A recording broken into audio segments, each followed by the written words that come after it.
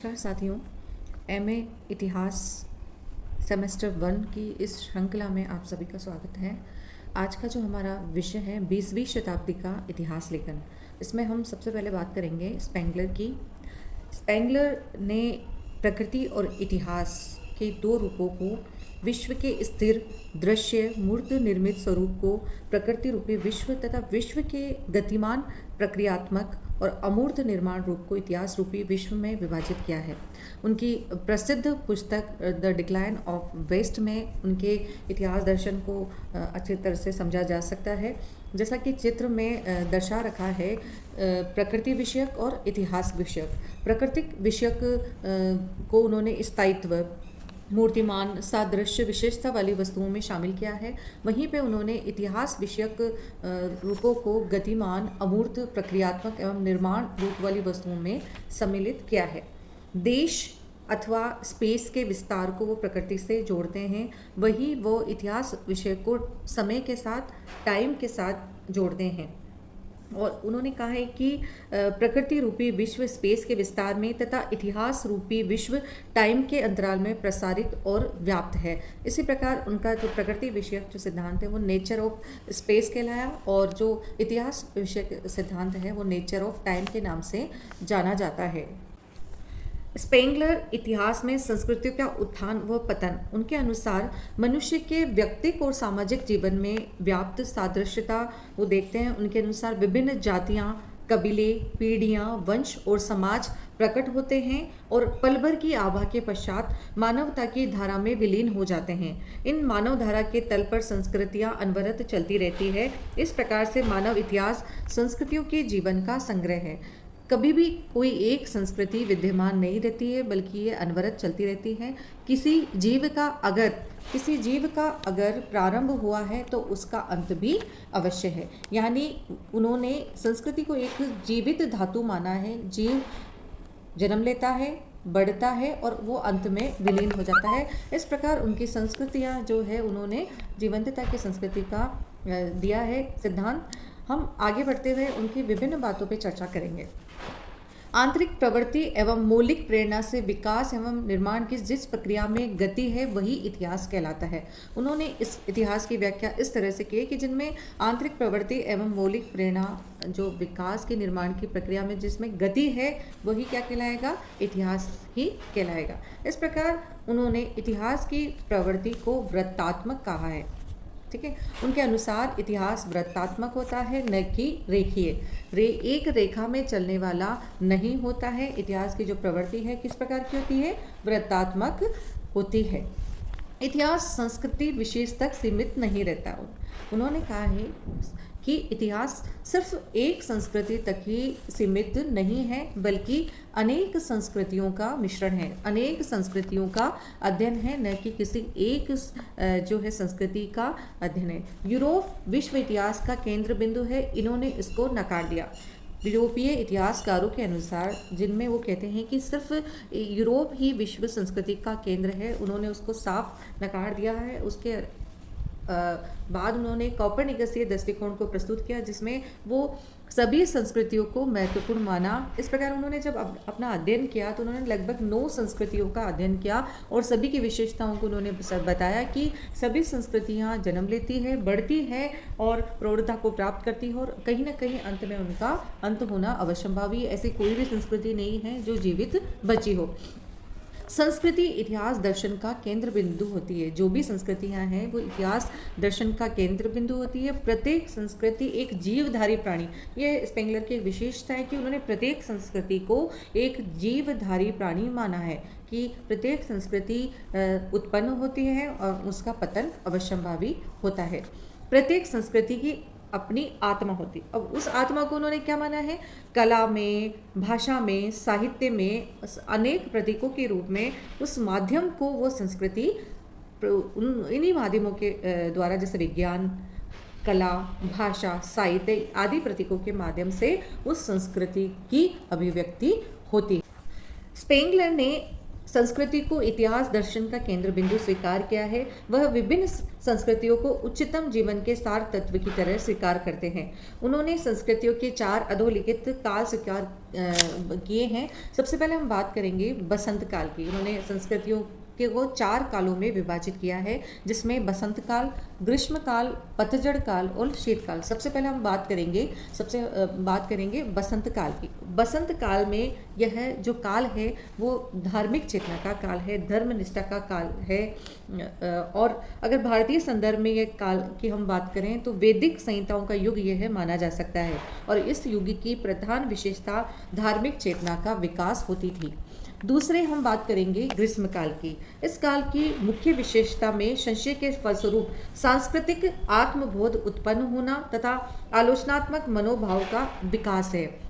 इसमें संस्कृति में आलोचनात्मक मनोभाव उत्पन्न होते हैं, दार्शनिक एवं आध्यात्मिक सिद्धांत इसमें उत्पन्न होते हैं। अगर भारतीय संदर्भ की हम बात करें तो इसमें उपनिषद साहित्य को रखा जा सकता है। तीसरे हम बात करेंगे स्पेंगलर के अनुसार पतझड़ काल की। इस काल में प्रत्येक संस्कृति प्रौढ़ता को प्राप्त कर लेती है। तो प्रौढ़ता को प्राप्त करने के फलस्वरूप उसमें तार्किकता, भौतिकता, बौद्धिक पराकाष्ठा का ये काल है वो अपनी श्रेष्ठता को प्राप्त कर लेता है बौद्धिक पराकाष्ठा में। और इस युग की प्रधान विशेषता बौद्धिक पराकाष्ठा होती है तथा इस समय बौद्धिकता का प्रधान आधार तर्क होता है। तर्क के आधार पर संस्कृतियां मानी जाती। भारतीय संदर्भों में यह काल महावीर और बुद्ध का काल है, जबकि प्राचीन वैदिक सिद्धांतों पर प्रश्न चिन्ह लगाए गए और धर्म की नवीन मान्यताएं प्रतिष्ठापित हुई। तो ये जो तीसरा काल है पतझड़ काल वो तार्किकता का काल है और प्रश्न चिन्ह इसमें काफ़ी लगाए गए। चौथी अगर हम बात करें तो शीतकाल या शिशिर काल इसको कह सकते हैं। इसमें इस काल की प्रमुख विशेषता महानगरीय सभ्यताओं का उदय है। इस काल में संस्कृति नष्ट होकर अपने प्रतिरूप सभ्यता में परिवर्तित होती है। स्पेंगलर की मान्यता है कि इस युग में धार्मिकता के पल के फलस्वरूप विज्ञान के विभिन्न मत जन्म लेते हैं। स्पेंगलर के संस्कृति विषयक सिद्धांत की सबसे बड़ी कमजोरी उसके द्वारा संस्कृतियों के जन्म और आरंभ विषयक जानकारी न देना है। वह संस्कृति के जन्म को रहस्यमयी मानते हैं। किस प्रकार संस्कृतियों का जन्म होता है, किस प्रकार आरंभ होता है, इसके बारे में स्पेंगलर कुछ भी नहीं कहते हैं। वो संस्कृति के जन्म को ये रहस्य मानते हैं। उनके अनुसार संस्कृति का आरंभ एक भूप्रदेश में होता है और वहीं विकसित होकर सभ्यता में परिवर्तित होती है। तो मैंने शुरू में भी बताया था कि स्पेंगलर ने संस्कृति को वृत्तात्मक माना है। स्पेंगलर के शब्दों में विश्व इतिहास अनंत निर्माणों और पुनर्निर्माणों और जीवित शरीर के अद्भुत उत्थान और पतन का चित्रपट है। वह इतिहास की प्रवृत्ति को रेखात्मक नहीं मानकर वृत्तात्मक मानते हैं। उन्होंने कहा एक आरंभ होता है, संस्कृतियाँ बढ़ती है और अंत में उनका अंत हो जाता है। तो इस प्रकार उन्होंने रेखात्मक न मान के वृत्तात्मक स्वीकार करते हैं। वह इतिहास के प्राचीन, मध्यकालीन और अर्वाचीन युगों में विभाजन को भी स्वीकार नहीं करते हैं और इस प्रकार उन्होंने संस्कृतियों को वृत्तात्मक माना है। संस्कृति और सभ्यता की अगर हम बात करें तो स्पेंगलर के शब्दों में सभ्यता पतन, क्षय, जड़ता की वह अवस्था है जिसमें संस्कृति विकास और प्रौढ़ता को प्राप्त कर लेती है। यानी सभ्यता को वो प्रौढ़ता को प्राप्त कर लेना मानते हैं, अर्थात सभ्यता एक परिसमाप्ति है। स्पेंगलर ने कृत्रिमता, बौद्धिकता, शीतलता, शांति, समानता, सार्वजनिकता और नागरिकता को सभ्यता का प्रमुख लक्षण माना है। उनकी कृति का अधिकांश भाग, उनकी जो कृति है वो उसका अधिकांश जो भाग है वह इन सभ्यता के लक्षणों से भरा पड़ा है। वह राष्ट्र और समाज के सार्वजनिक, नगर और प्रांतों में विभाजन को सभ्यता का प्रमुख लक्षण स्वीकार करते हुए नगर को शोषक वर्ग के स्थल तथा प्रांत को शोषितों के स्थल के रूप में परिभाषित करते हैं। उन्होंने संस्कृतियों के अध्ययन के लिए जैविक तत्व को प्रस्तुत किया, अर्थात जैविक माना है विश्व का इतिहास उनकी आत्मकथाएं होती है। वह विश्व के इतिहास को आत्मकथाएं मानते हैं जो जन्म लेती हैं, बढ़ती हैं और अपनी नियति को पूर्ण करने के उपरांत मृत्यु को प्राप्त हो जाती है। उनका आरंभ होता है और अंत हो जाता है। Life flowers, the cultures grow with the super aimlessness. इतिहास विज्ञान नहीं हो सकता। उन्होंने कहा है कि इतिहास विज्ञान नहीं है, यह एक कला है। स्पष्ट रूप से उन्होंने नकार दिया, क्योंकि प्रकृति को वैज्ञानिक उपक्रम के द्वारा समझा जा सकता है, व्याख्या किया जा सकता है, किंतु इतिहास को वैज्ञानिक तरीके के बजाय भावों द्वारा समझा जा सकता है। स्पेंगलर ने सभ्यता को एक भौतिकता प्रधान सार्वजनिक नगर कहा है कि यह इसमें भौतिकता विद्यमान रखती है, ये सार्वजनिक नगर है। स्पेंगलर ने संस्कृति एवं सभ्यता संबंधी अपनी वैचारिक अवधारणाओं के आधार पर विश्व की कुल 9 संस्कृतियों का अध्ययन किया, जिसमें मिस्र, हिंदी, अरबी, चीनी, अपोलियन, यूरोपियन, बाबुली, मैक्सिकन और रूसी संस्कृति का उन्होंने अध्ययन किया। और इस प्रकार उनका जो सिद्धांत है वो नियतिवादी प्रभाव की व्याख्या करता है। टोलमेक से स्पेंगलर का तात्पर्य ये है कि किस प्रकार से यूनानी भौगोलिक तालेमी ने यह अशुद्ध स्थापना की थी कि पृथ्वी ही सौर मंडल का केंद्र स्थल है, उसी प्रकार वह यूरोपीय इतिहासकारों की इस धारणा को भी गलत स्वीकार करते हैं कि यूरोप ही समस्त इतिहास का केंद्र स्थल है। उन्होंने विभिन्न संस्कृतियों को केंद्र स्थल माना है। कोपरनिकस से स्पेंगलर का तात्पर्य कोपरनिकल की मान्यता के समान जैसे सौर मंडल वृत्ताकार क्षेत्रों का समूह है, उसी प्रकार इतिहास किसी एक संस्कृति की जीवन लीला न होकर अनेक संस्कृतियों के जीवन वृत्तियों को मानने वाला है। उनके अनुसार संस्कृतियां सतत उत्पन्न होती है और नष्ट होती है। तो उनका जो सिद्धांत है इतिहास को लेकर, विभिन्न संस्कृतियों का उन्होंने अध्ययन किया, जिसमें हमने बता चुके कि उन्होंने करीब 9 संस्कृतियों का अध्ययन किया है। स्पेंगलर के संस्कृतियों के अध्ययन से यह प्रमाणित होता है कि प्रत्येक संस्कृति का जो सामान्य जीवन है वो 800 से 1000 वर्ष के लगभग होता है और उसके पश्चात अनिश्चित अवधि की सभ्यता प्रारंभ होती है। स्पेंगलर के अनुसार प्रत्येक संस्कृति की अपनी विशिष्ट शैली, व्यक्तित्वता होती है तथा वह उसी के अनुरूप विकसित हो स्वयं को अपनी संस्कृतियों से विभिन्न प्रकार से स्थापित करती है और प्रत्येक संस्कृति अपनी पूर्णता में प्रवेश कर ढलना आरंभ करते हुए सभ्यता में परिवर्तित हो जाती है। तो जो उन्होंने सभ्यता की विशेषताओं को विभिन्न अवस्थाओं में रखा है। अगर हम प्रथम बात करेंगे तो उसमें जो प्रथम सभ्यता में क्या होगा, घर, जाति, रक्त समूह और इस तरह से मातृभूमि की भावना के स्थान पर महानगरों की स्थापना। उन्होंने विभिन्न अवस्थाओं को लिया है, उसमें सबसे पहले घर, जाति, रक्त समूह, मातृभूमि की भावना के स्थान पर महानगरों की स्थापना। दूसरे की हम बात करें तो उनमें जो है स्वार्थ परिथा, क्या बात करेंगे, क्या लिखते हैं हम, स्वार्थ परता की भावना आ जाती है। तीसरे की अगर हम बात करें, तीसरे में तो अंतर्राष्ट्रीय समाज की स्थापना की ओर अग्रसर होकर समन्वित संस्कृति का विकास।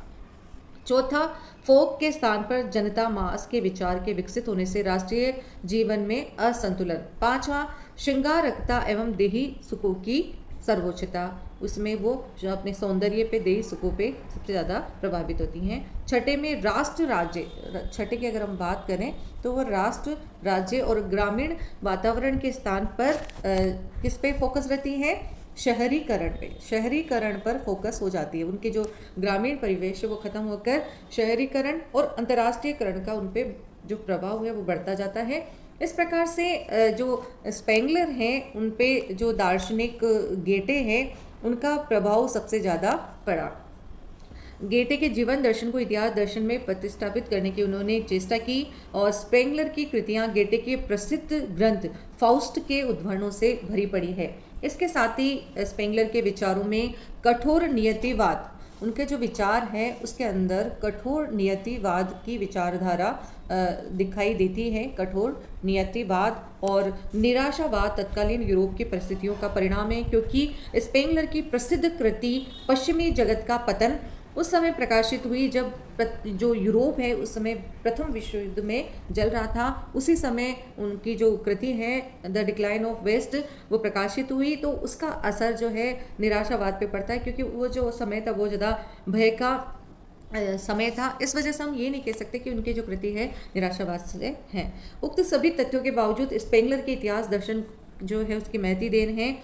स्पेंगलर दार्शनिक इतिहासकारों में एक ऐसे पहले व्यक्ति हैं जिन्होंने इतिहास का विभिन्न कालों, प्राचीन, मध्यकालीन और आधुनिक में विभाजन को अस्वीकार किया और कोपर्निकसीय पद्धति को उन्होंने प्रतिस्थापित किया।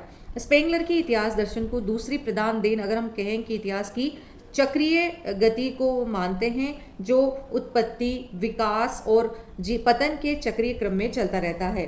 तो उनकी जो हम वापस बोलेंगे वृत्तात्मक है, यानी चक्रीय गति को वो मानते हैं, न कि रेखीय को। जो उत्पत्ति होती है, विकास होता है और पतन के चक्रीय क्रम में संस्कृतियाँ चलती रहती है। सभ्यता संस्कृति की अंतिम अवस्था है। उन्होंने सभ्यता को अंतिम अवस्था माना है। स्पेंगलर का यह मत स्वयं में असाधारण है। स्पेंगलर की यह धारणा भी भविष्य में सिद्ध हुई कि साम्राज्यवाद अपनी अंतिम श्वास गिन रहा है तथा रूस आने वाले कल का नया सितारा होगा। इस प्रकार से स्पेंगलर ने स्वयं की इतिहास दर्शन की व्याख्याओं में जर्मन दर्शन से सार तत्व को समाहित करने का भी प्रयास किया। तो अगर हम बात करें स्पेंगलर की कि सिर्फ निराशावाद ही नहीं था, उनकी काफ़ी सारी देन थी। उन्होंने सिर्फ एक संस्कृति भी फोकस न करके अनेक संस्कृतियों का उन्होंने दर्शन को संसार के सामने रखा। तो इतिहास उनका ऋणी है। अगले जो भी हम वीडियोस लेके आएंगे उसमें टायरन बीक के विचारों को हम प्रतिस्थापित करेंगे। आज के लिए इतना ही। नमस्कार।